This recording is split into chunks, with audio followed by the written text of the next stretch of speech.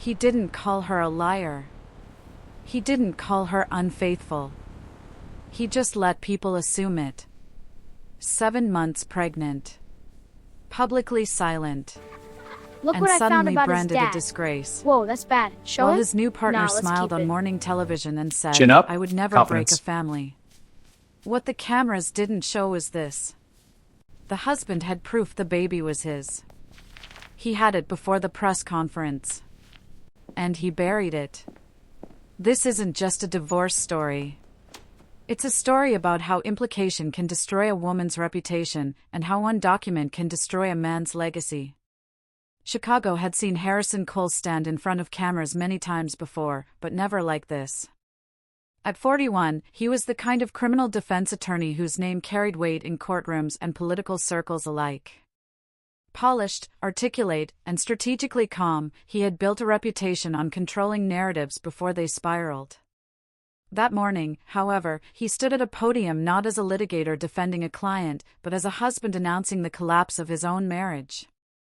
The courthouse steps behind him were deliberate, the symbolism was unmistakable. I will not go into details, Harrison began, voice measured and steady. But I discovered a betrayal I cannot overlook.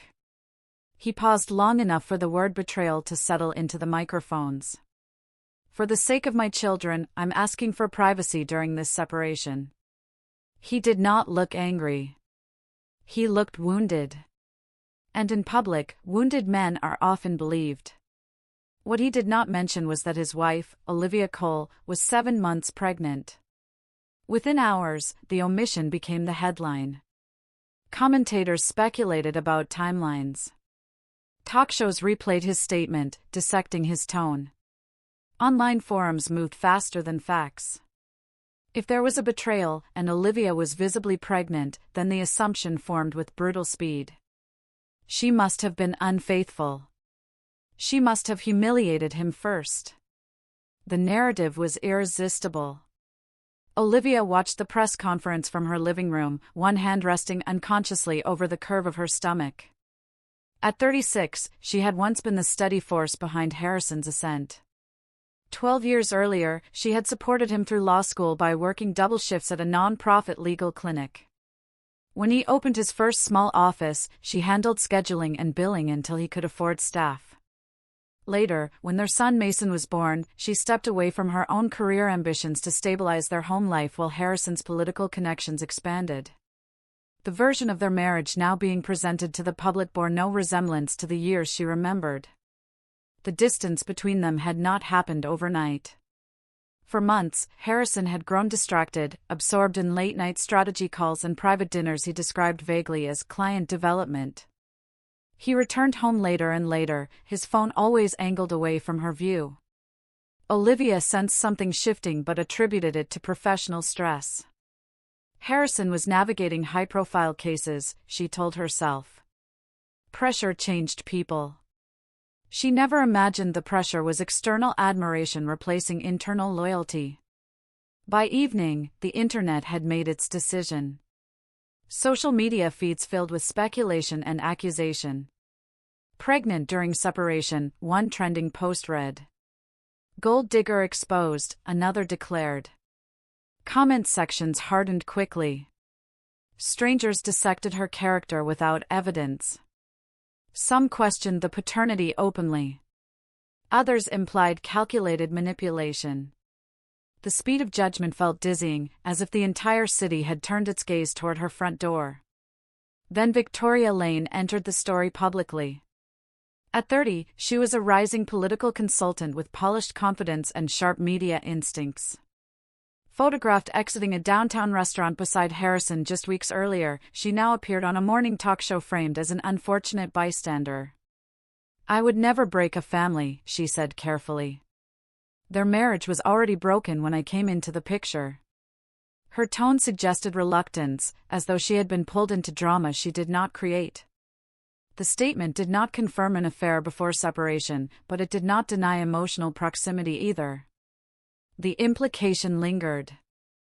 Olivia chose silence. Her attorney advised restraint until formal filings were completed. Every word she spoke could be distorted further. So she stayed inside the house she once shared with Harrison, answering only the calls that mattered. Mason asked questions in hesitant whispers. "Why are they saying things about you?" he asked one night, confusion clouding his 9-year-old understanding. Olivia forced a gentle smile. "Because people don't know the whole story," she said, though she wondered how much of it she would ever be allowed to tell. In private, her sister Claire sat beside her at the kitchen table as the evening news replayed the press conference again. The betrayal was not only personal, it was strategic. Harrison had planted a seed without stating an accusation directly. The absence of detail allowed imagination to do the damage. Claire leaned forward, anger flickering. "He knows what people will assume," she said. Olivia's voice was soft but firm. "He knows the baby is his." The certainty in her tone cut through the noise outside. Months earlier, after their first signs of marital strain, Harrison himself had insisted on a prenatal DNA test out of what he described as legal prudence. The results were clear, confirmed, and documented. There was never doubt between them. Yet those results remained undisclosed, locked in a file Harrison's legal team controlled. As the night deepened, Olivia understood the true strategy unfolding. Harrison's reputation mattered more than clarity. By suggesting betrayal without naming it, he positioned himself as the wronged husband while leaving her to defend an implication she never created. The public would assume infidelity before asking for evidence. And the longer the DNA results remained hidden, the longer suspicion would linger. Outside, camera crews lingered at a distance. Inside, Olivia rested a protective hand over her unborn child and felt the weight of reputation pressing against her future. Somewhere across the city, Harrison's office lights remained on late into the night. The DNA test results existed. They proved the truth. But Harrison had no intention of releasing them. By the second morning after the press conference, the narrative had solidified. News outlets no longer framed the separation as private heartbreak but as scandal. Panels debated high-profile betrayal while scrolling images of Olivia walking into her prenatal appointments. Commentators spoke with confidence built on assumption, dissecting the timeline of her pregnancy as if it were evidence in a courtroom. No one mentioned the confirmed DNA results. The silence surrounding that fact grew heavier with each broadcast. The internet moved even faster. Olivia's inbox filled with messages from strangers who felt entitled to judge her character. Some were blunt and cruel, calling her manipulative or worse. Others masked their hostility behind concern, suggesting she come clean for the sake of her children. Anonymous accounts speculated about hidden lovers and secret motives. It did not matter that none of it was verified. In the digital age, repetition replaced proof. Mason's classmates overheard conversations at home and repeated them at school. Parents who once waved warmly during pickup now avoided eye contact. At the next PTA meeting, Olivia felt the shift in the room before anyone spoke. Conversations paused when she entered. Two mothers she had known for years offered tight smiles and quickly redirected their attention elsewhere. The isolation was subtle but unmistakable. Shame rarely announces itself loudly, it spreads through silence and distance. Olivia held her composure, answering routine questions about upcoming school events while aware that whispers followed her down the hallway. Harrison's law firm responded strategically. A formal statement was released emphasizing the firm's commitment to integrity in both professional and personal conduct. The wording avoided direct accusation, yet its timing amplified suspicion. The implication was clear: Harrison was protecting his reputation from private misconduct. Within hours, financial blogs interpreted the statement as confirmation that Olivia's alleged infidelity had jeopardized his public standing. Harrison did not correct the assumption. He allowed it to serve him. Victoria Lane seized the media moment with calculated restraint. Appearing again on a morning show, she positioned herself carefully as someone unwillingly pulled into a fractured marriage. "I would never break a family," she said, her expression controlled, almost sympathetic. "I entered a relationship that was already over." The host nodded in understanding, steering the conversation toward resilience and public scrutiny. Victoria's tone suggested grace under pressure, reinforcing the impression that she was navigating fallout rather than creating it. The narrative shifted subtly from Olivia's supposed betrayal to Victoria's supposed endurance. Behind closed doors, Harrison's strategy sharpened. He requested a private meeting with Olivia at his attorney's office, away from cameras and speculation. His demeanor was calm, almost persuasive. "We can settle this quietly," he said, sliding a custody agreement across the table. "Joint custody, structured visitation, no public court battle. For the children."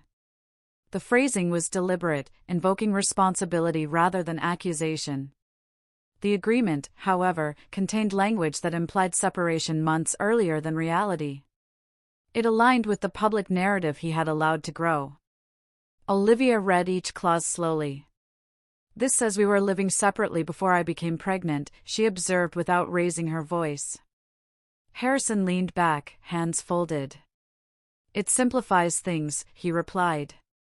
"Avoids unnecessary conflict." "It rewrites the truth," she said. His expression hardened slightly. "Dragging this into court will only make it worse. Think about Mason." The implication was clear: silence would preserve peace. But silence would also validate a lie. Olivia closed the folder and slid it back toward him. "I won't sign something that brands me dishonest," she said evenly. For the first time since the press conference, she felt a flicker of steadiness beneath the humiliation. Harrison's appeal to the children was not protection, it was leverage. That evening, Olivia met with Rebecca Shaw, a seasoned family law attorney known for precision rather than theatrics. Rebecca listened carefully as Olivia described the press conference, the DNA test, and the proposed custody agreement. She reviewed the documents Harrison's team had prepared and noted the discrepancies in timeline language. "If paternity is established and documented," Rebecca said calmly, "his implication collapses. Legally, he has no standing to suggest misconduct." Her tone was confident but measured. Olivia hesitated. "He has the results. He won't release them." Rebecca's eyes narrowed slightly. "Then we request formal disclosure through court." The idea of public litigation unsettled Olivia, yet so did the idea of permanent stigma. Rebecca outlined options: compel DNA documentation, challenge false timeline statements, and address reputational harm if necessary. "The law moves slower than social media," she said, "but it moves with evidence." As they concluded the meeting, Rebecca made a final observation that shifted the atmosphere entirely. "There's something else," she added. "Your husband has delayed filing official divorce proceedings. He announced separation publicly but hasn't completed the formal submission." Olivia looked up sharply. "Why would he do that?" Rebecca's voice remained steady. "Because the longer it remains unofficial, the longer the timeline stays ambiguous. And ambiguity is working in his favor." The realization settled heavily between them. Harrison was not reacting defensively, he was orchestrating perception deliberately. By delaying formal filings, he preserved the cloud of suspicion hovering over her pregnancy. As Olivia stepped out into the late afternoon light, she understood that public shame had not happened by accident. It had been engineered. And somewhere in the paperwork her husband was withholding lay the key to dismantling it. Reputations rarely collapse because of obvious lies. They collapse because of omissions, strategic phrasing, and truths edited just enough to redirect blame. Harrison Cole understood this better than most. As a criminal defense attorney, he had built a career on shaping perception without ever crossing a line that could be clearly defined as falsehood. Now he was applying the same precision to his own unraveling marriage. Within days of delaying the official divorce filing, selective email excerpts surfaced anonymously in the press. The messages appeared mundane at first glance, discussions about needing space and references to time apart. The timestamps, however, were carefully chosen. They suggested that emotional separation had occurred months earlier than it actually had. No explicit claim was made that Olivia had been unfaithful, yet the implication deepened. Commentators pointed to the emails as quiet proof that the marriage had effectively ended long before her pregnancy. Harrison did not confirm the leak, nor did he deny it.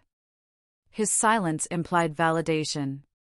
Victoria Lane recognized the stakes immediately.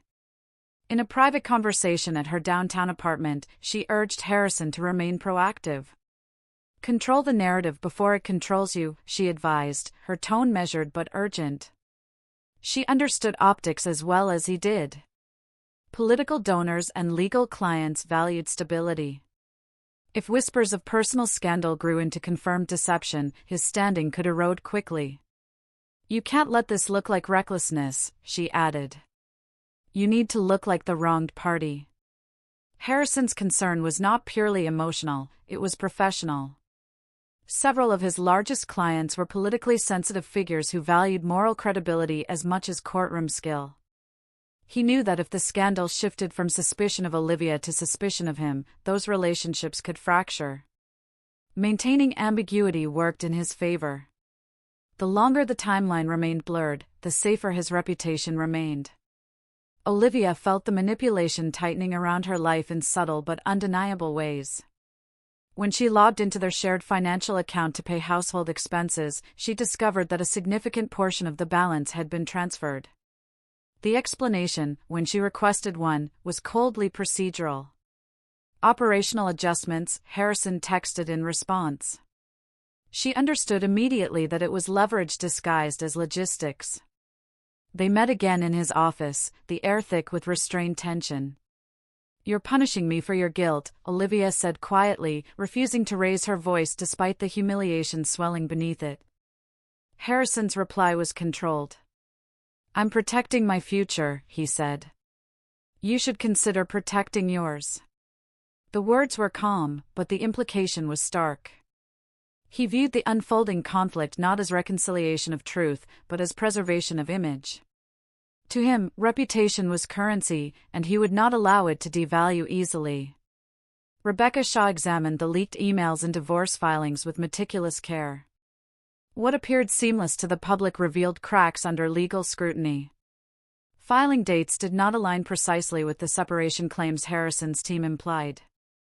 Draft documents indicated revisions made weeks after the press conference, suggesting that the official narrative had been adjusted post-announcement. Rebecca noted the inconsistencies carefully. "He's constructing a story backward," she told Olivia. "And that leaves footprints." Meanwhile, the most critical piece of evidence remained untouched in public discourse: the paternity test. Conducted months earlier at Harrison's own insistence, it had unequivocally confirmed that he was the father of Olivia's unborn child. The laboratory certification bore official seals and signatures. There was no ambiguity, no margin for reinterpretation. Yet the document remained buried within Harrison's legal file, shielded from disclosure. Rebecca prepared a formal request to compel its release through court channels, but Harrison's attorneys responded with delay tactics. They argued that publicizing private medical documentation would be intrusive and unnecessary. The irony was not lost on Olivia. Her reputation was being dissected daily, yet proof that could clear her name was deemed too private to reveal. Public perception continued shifting subtly but steadily.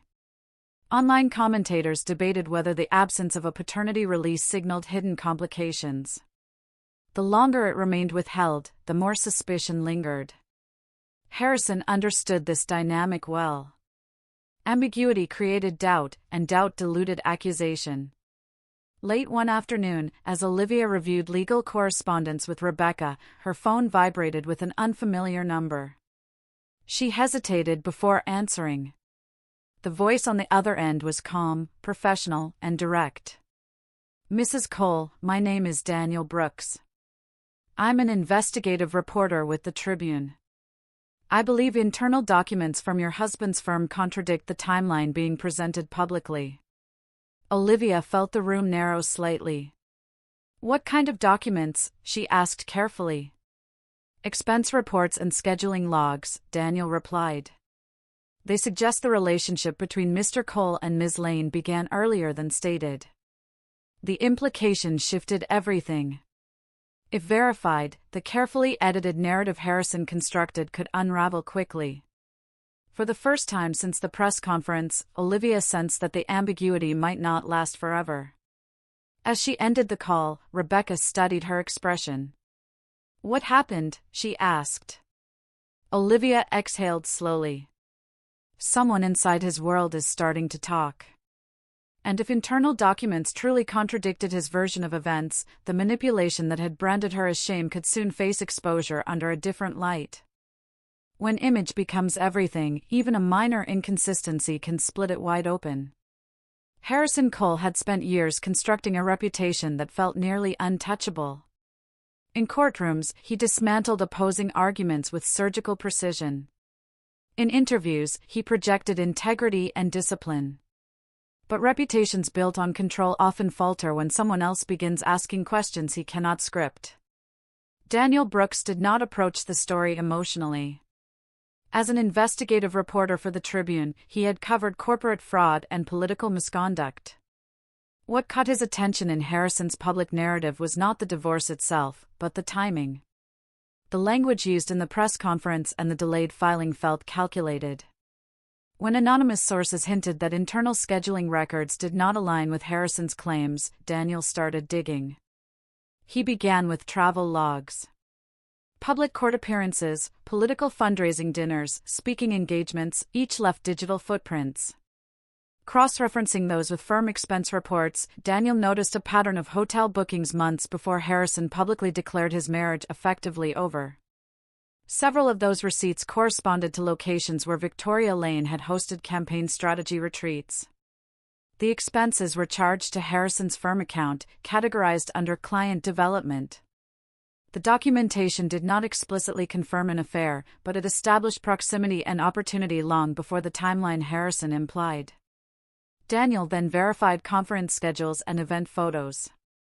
In at least 2 instances, Harrison and Victoria appeared at the same private events during a period he later described as emotionally distant from his wife. The discrepancy was subtle but meaningful. The narrative of a relationship beginning after separation began to crack under documentation. Victoria sensed the shift before it became public. In a tense afternoon meeting inside her office, she confronted Harrison with a mixture of frustration and fear. "You told me this was airtight," she said, lowering her voice despite the closed door. "If they connect those dates, it looks deliberate." Harrison maintained composure outwardly, but his responses carried strain. "There's no proof of anything improper," he insisted. "Shared events don't equal misconduct." Yet even as he spoke, he knew perception often outweighed proof. Political consultants survived on optics, and Victoria's future depended on maintaining plausible innocence. "Deny everything," she urged. "Don't clarify. Don't explain. Just deny." Harrison nodded, but denial alone could not erase documentation. Meanwhile, Olivia navigated a different kind of pressure. Mason returned home from school one afternoon unusually quiet. As she prepared dinner, he lingered in the kitchen doorway, struggling to form words. "Mom," he asked softly, "why are people saying bad things about you?" The question pierced deeper than any headline. Olivia crouched to meet his eyes, choosing her words carefully. "Sometimes when people don't know the truth, they guess," she said. "And guesses can hurt." She kept her voice steady, determined that her son would not inherit the weight of public speculation. The emotional strain was real, but Olivia refused to collapse under it. She realized silence had not protected her. It had allowed others to define her. When Daniel requested a formal meeting, she hesitated only briefly before agreeing. They met in a quiet cafe during late afternoon daylight, far from courthouse cameras. Daniel presented his findings with professional neutrality, showing copies of expense reports and event schedules. "These dates contradict the timeline Mr. Cole implied publicly," he said. Olivia listened carefully. For weeks, she had endured humiliation without responding. Now she understood that documentation, not emotion, would shift the narrative. She reached into her folder and placed a sealed copy of the paternity report on the table. "This was confirmed months ago," she said calmly. "He knows the baby is his." The laboratory certification bore official stamps and a date that predated the press conference. Daniel studied the document in silence. "Has he denied paternity directly?" he asked. "No," Olivia replied. "He never needed to. He let people assume." That distinction mattered. The scandal had thrived on implication, not accusation. By withholding confirmation, Harrison allowed suspicion to flourish without committing to a lie. Over the next several days, Daniel verified the authenticity of the paternity documentation and cross-checked it against the delayed divorce filings. He confirmed that Harrison had access to the results long before publicly implying betrayal. The contradiction between private knowledge and public insinuation formed the core of the story. Harrison felt the pressure intensify as media inquiries shifted tone. Instead of asking about Olivia's supposed infidelity, journalists began requesting clarification about expense account usage and filing delays. His publicist advised caution, but the controlled narrative he once mastered felt increasingly unstable. On a quiet morning, as sunlight streamed across newsroom desks, Daniel finalized his article. The headline was measured yet piercing: questions about timeline discrepancies and withheld documentation surrounding Harrison Cole's separation. It did not accuse outright. It asked why confirmed paternity results were never disclosed and why firm expense accounts reflected overlapping timelines. When the article went live, it did not shout. It dissected. And that dissection was enough to fracture the illusion Harrison had carefully maintained. Public opinion rarely moves gradually. It shifts like weather, calm one hour, volatile the next. Daniel Brooks' article did not accuse Harrison Cole outright, but it did something more dangerous. It asked precise questions supported by documents.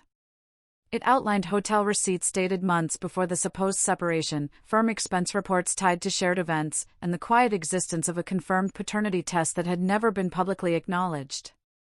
The tone was investigative, restrained, factual. And that restraint made it credible. Within hours, the online narrative began to wobble. Comment sections that once condemned Olivia now filled with a different kind of speculation. If Harrison knew he was the father, why allow insinuations to grow? Why delay formal filings? Why were firm accounts involved in private travel? The shift was subtle at first, but momentum gathered quickly. Social media thrives on reversal. Sympathy that had been denied to Olivia began returning cautiously, while scrutiny redirected toward Harrison and, increasingly, Victoria Lane. Victoria felt the change most immediately. Her political consulting clients, sensitive to public image, requested urgent calls. One campaign manager informed her that ongoing optics made continued association strategically difficult. A non-profit board she advised postponed a scheduled appearance without explanation. The invitations that once flowed easily slowed to silence. Her professional credibility, built carefully over years, now hung on the perception that she may have participated in a narrative distortion. The backlash intensified as commentators replayed her morning show interview. Her statement, "I would never break a family," was reframed against the newly revealed timeline discrepancies. The phrase that once conveyed innocence now sounded rehearsed. Hashtags questioning her integrity began trending locally. She released a brief written statement emphasizing that she had trusted the information provided to her. It was a subtle deflection, but it did little to quiet suspicion. Harrison's law firm could not ignore the turbulence. Senior partners convened informally at first, reviewing Daniel's article and assessing potential reputational exposure. By the end of the week, an internal ethics review was formally opened to examine expense account usage and timeline accuracy. The firm's public statement was careful: "We take all matters of integrity seriously." The wording was procedural, yet its implication carried weight. Harrison's personal choices were no longer separate from firm credibility. For Olivia, the shift was not purely vindication. Sympathy arrived mixed with lingering doubt. Some commentators apologized for earlier assumptions, while others suggested she might have strategically timed her silence. The internet, once unified in condemnation, now fractured into competing camps. She understood that public opinion rarely offers pure redemption, it offers correction layered with scrutiny. Yet the difference was tangible. Parents at school began greeting her again, cautiously at first. A neighbor left flowers at her doorstep with a handwritten note that simply read, "Stay strong." Victoria could not tolerate ambiguity. She arranged a private meeting with Harrison in a downtown office borrowed from a mutual acquaintance. The daylight streaming through the blinds felt unforgiving, illuminating tension neither could conceal. "You said she would fold," Victoria began, her voice tight but controlled. "You said she wouldn't push back." Harrison exhaled slowly, his confidence fraying at the edges. "She was supposed to," he replied. The admission lingered between them. It was not anger that filled the room, but realization. He had calculated Olivia's silence as weakness, misjudging resilience for surrender. "You told me this was contained," Victoria continued. "Now clients are questioning my judgment." "And you think mine isn't?" Harrison countered quietly. The defensive edge in his tone revealed more than frustration, it revealed vulnerability. For the first time, the strategy that once seemed airtight felt exposed from multiple angles. Inside the firm, partners scrutinized Harrison's leadership with growing skepticism. His courtroom brilliance remained unquestioned, but judgment extended beyond legal skill. One senior partner raised concerns during a closed-door discussion. "We cannot appear complicit in narrative manipulation," she said. "Our credibility depends on transparency." Others nodded in agreement. Harrison's decision-making was no longer evaluated solely on legal merit, but on reputational risk. Meanwhile, Daniel continued gathering responses to his article, preparing follow-up coverage that tracked the unfolding consequences. The story had evolved beyond marital scandal into a broader question of integrity. Harrison's refusal to release the paternity results now appeared less like privacy protection and more like narrative control. As pressure mounted, the firm's managing committee reached a decision. A confidential review meeting would be scheduled to evaluate Harrison's position within the partnership. Officially, it was framed as procedural oversight. Unofficially, it signaled that leadership confidence had eroded. When Harrison received notification of the meeting, he read the message twice, absorbing its understated gravity. It was not an accusation, not yet. But it was the first formal acknowledgement that his actions had endangered more than his marriage. Across the city, Olivia sensed the shift without celebrating it. Vindication, she realized, did not arrive loudly. It arrived when doubt redirected itself toward those who had engineered it. And as the boardroom prepared for a confidential review that could redefine Harrison's future, one truth became unavoidable: the narrative had turned, and it was no longer under his control. The announcement from Harrison Cole's law firm was brief and deliberately neutral. He was being placed on temporary leave pending the outcome of an internal ethics review. The statement cited standard procedural evaluation and emphasized respect for due process. Yet in the world Harrison inhabited, such phrasing carried unmistakable weight. Temporary leave did not signal confidence, it signaled doubt. For the first time in his career, he was not standing at the front of a courtroom or behind a podium. He was sidelined. The firm's decision triggered a ripple effect. Political clients who once relied on Harrison's strategic counsel quietly terminated contracts, citing timing conflicts and optics. Campaign advisors calculated risk quickly: association with controversy was rarely worth loyalty. Calls that once filled his schedule slowed to silence. Assistants redirected inquiries to partners who had once deferred to him. Harrison found himself watching the machinery of his professional life continue without his input. Victoria Lane responded with pragmatic distance. A short public statement confirmed that she and Harrison were taking time apart to focus on personal matters. The phrasing avoided confrontation while signaling separation. Privately, she ceased returning his messages with the same urgency. Appearances at events were cancelled, and her online presence shifted toward neutral professional updates. She understood that proximity to instability threatened her own career. Isolation, for Harrison, deepened quietly. Meanwhile, Olivia's world narrowed to something more immediate and intimate. As the due date approached, she chose privacy over spectacle. There would be no public announcement, no social media reveal. She entered the hospital early one morning accompanied only by her sister Claire. The birth was uncomplicated, the room filled with daylight rather than cameras. When her newborn daughter cried for the first time, Olivia felt a clarity that no headline could disrupt. Whatever narratives had been constructed outside those walls did not enter the quiet space of that hospital room. News of the birth reached Harrison through a mutual acquaintance rather than directly from Olivia. The realization unsettled him more than he anticipated. Despite legal tension, he had assumed presence. He drove to the hospital that afternoon, rehearsing calm explanations in his mind. At the reception desk, however, he was informed that Olivia had restricted visitors. He requested a brief conversation, insisting it was about their children. Claire carried the message upstairs and returned moments later with Olivia's response. She would not meet privately. Harrison stood in the corridor for several seconds, absorbing the unfamiliar sensation of exclusion. Eventually, Olivia agreed to speak with him briefly in a supervised family lounge, where daylight filtered through tall windows. She appeared composed, her newborn resting in a bassinet beside her. Harrison's posture reflected something between defensiveness and regret. "I came because I thought we could handle this differently," he began, choosing words carefully. Olivia met his gaze steadily. "Truth doesn't need defense anymore," she said. There was no anger in her tone, only finality. The statement carried more weight than accusation. It suggested that whatever narrative he attempted to manage was unraveling on its own. He hesitated, searching for leverage in language that once came easily. "You're making this harder than it needs to be." "No," she replied quietly. "You did that."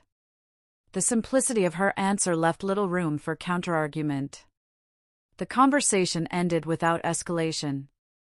Harrison left the hospital aware that his influence no longer extended into her decisions.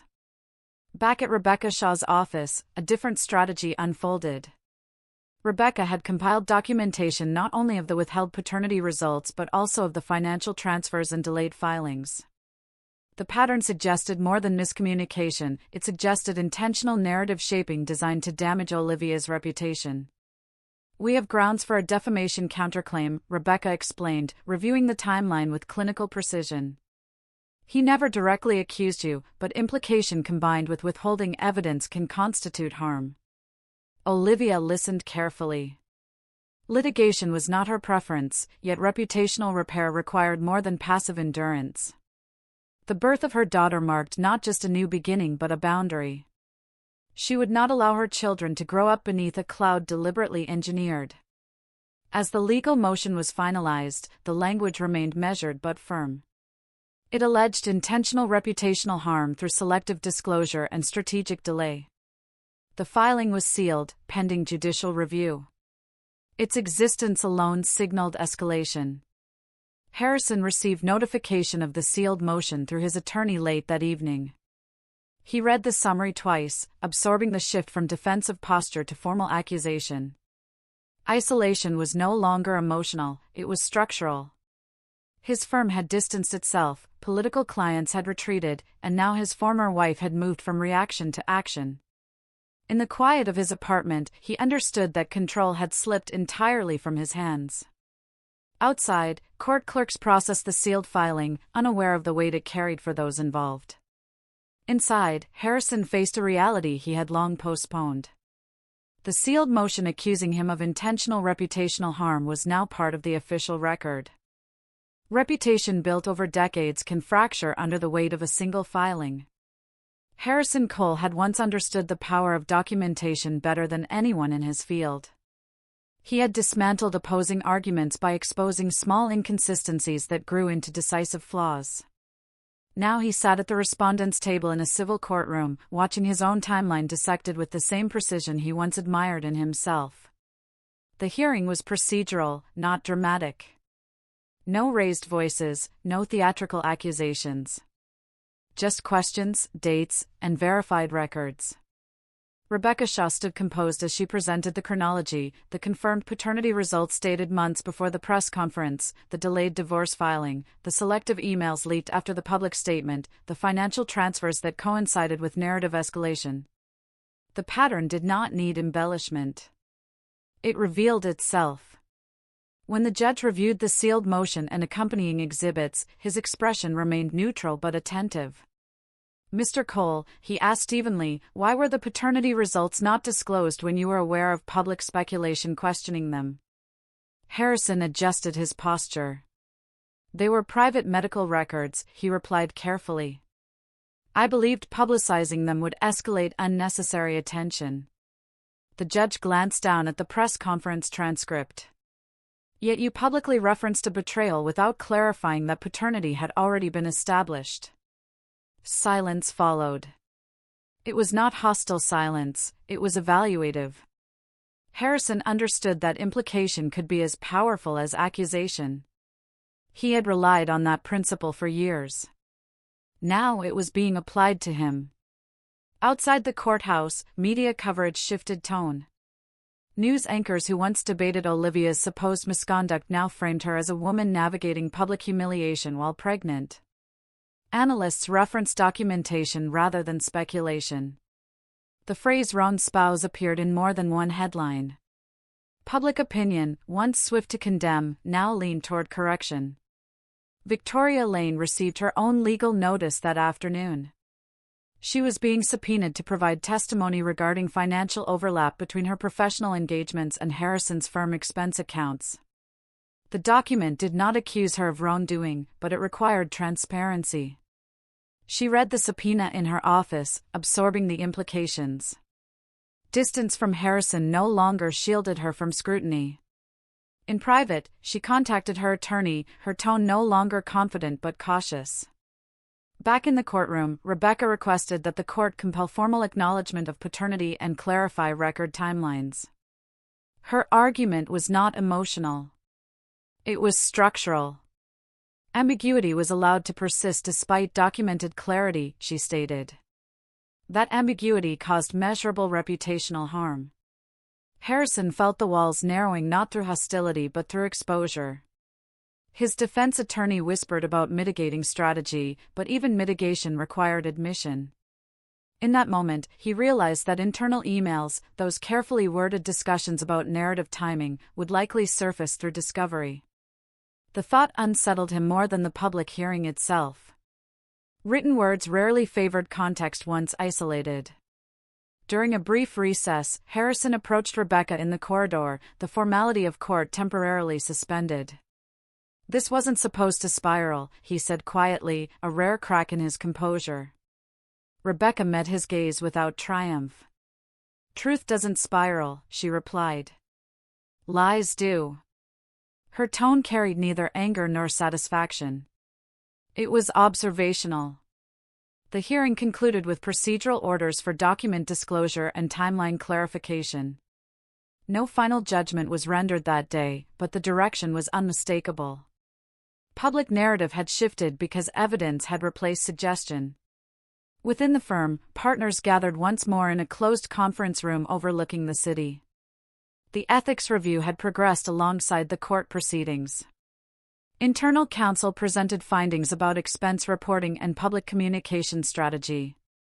While no criminal misconduct had been established within firm operations, the reputational damage was evident. One senior partner summarized the concern plainly: "Our name cannot be entangled in perception management." The discussion turned toward permanence.